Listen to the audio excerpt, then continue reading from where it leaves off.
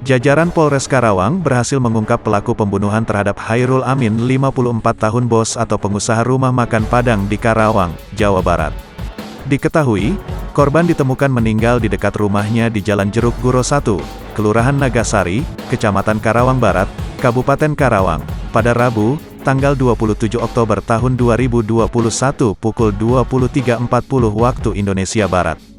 Kapolres Karawang, AKBP Aldi Subartono mengatakan otak dari pembunuhan korban ialah Nelly Wati 49 tahun yang merupakan istri korban sendiri. Istri korban menyewa pembunuh bayaran untuk menghabisi nyawa suami karena kesal atas perilakunya. Motifnya karena sakit hati, menurut korban pelaku ini menyusahkan sering minta uang. Korban sering marahi pelaku, kemudian ada Will atau wanita idaman lain, kata Kapolres Karawang, Aldi Subartono saat ungkap kasus di Mapolres Karawang, pada Sabtu, tanggal 6 November tahun 2021.